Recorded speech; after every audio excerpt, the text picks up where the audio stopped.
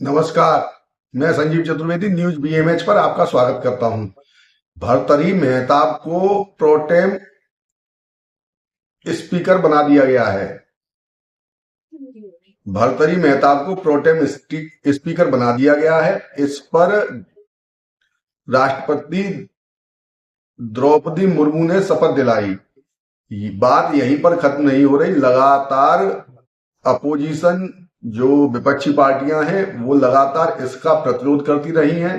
कारण है कि आज तक जो भी प्रोटेम स्पीकर बना उसका कार्य केवल इतना होता है कि जो नए सांसद हैं और नया स्पीकर जो चुना जाता है, जब तक नए स्पीकर का चुनाव नहीं हो जाता तब तक के लिए शपथ वगैरह दिलाने का कार्य प्रोटेम स्पीकर के द्वारा कराया जाता है। और आज तक का जो रिकॉर्ड रहा है, प्रोटेम स्पीकर हमेशा विपक्षी पार्टियों से चयनित किया जाता है और स्पीकर स्वयं की पार्टी से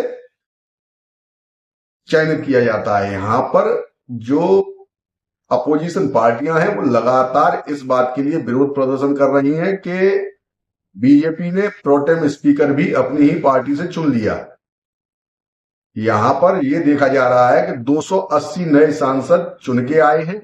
उनको अभी कुछ ऐसे पाठ पढ़ने थे जिससे कि आगे की परिपाटी डाली जाती, लेकिन यहां पर विरोध प्रदर्शन को देखते हुए उनको ये ही नहीं समझ में आएगा कि संसद का जो क्रियाकलाप है, जो कार्यक्रम है वो कैसे प्रारंभ किया जाता है। उन्होंने शुरू से ही ये देखा, यानी first impression is the last impression.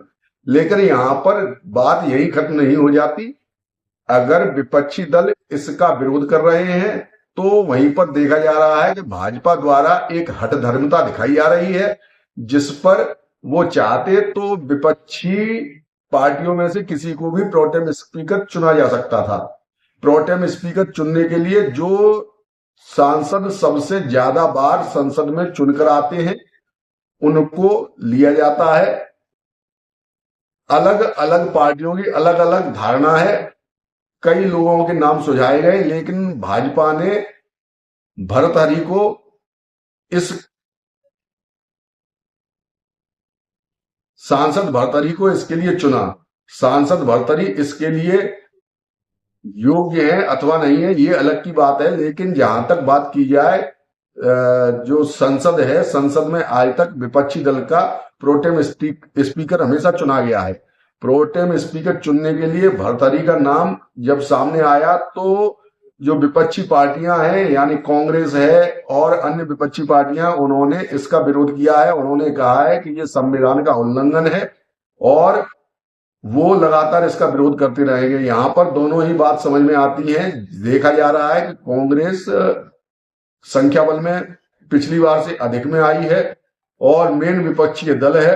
अगर वो अपने संख्या बल का दुरुपयोग करते हैं तो भी गलत है, क्योंकि जो सरकार अपने क्रियाकलाप करती है वो विपक्ष और सरकार दोनों के ही गठबंधन से, यानी कि दोनों के ही वैचारिक जो मतभेदता है उसको अलग करके करती है।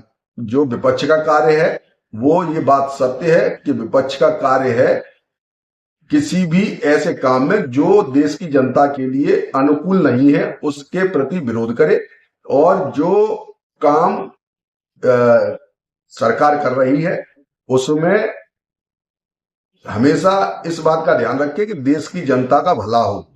अगर भला नहीं हो रहा तो विपक्ष का ये दायित्व है कि वो पूरी तरह से इसका विरोध करे और आवाज उठाए, जिससे कि सरकार बैकफुट पर जाए और ऐसे किसी भी क्रियाकलाप को न करे जो जनता के हित में नहीं है। लेकिन यहां पर अगर देखा जाए प्रोटेम स्पीकर की जो बात पर दोनों पार्टियां अपना अड़ियल रुख अपनाए हुए हैं, ये समझ के परे है। इससे आगे की जो परिपाटी है, जो नए सांसद चुन के आ रहे हैं उनके दिमाग में यही बात जाएगी कि जो संसद है वो ऐसे ही चलती है, संसद का सत्र है और विपक्षी पार्टी को इसको चलने देना चाहिए। और जो सरकार चला रहे हैं भाजपा वाले हैं, उनको भी इस बात को समझना चाहिए कि बगैर मजबूत विपक्ष के कोई भी सरकार अच्छे निर्णय नहीं ले सकती। तो इसके लिए विवाद जो खड़ा हुआ वो मेरे हिसाब से गलत है और ये देश के लिए और संसद के लिए भी गलत दिखाई दे रहा है।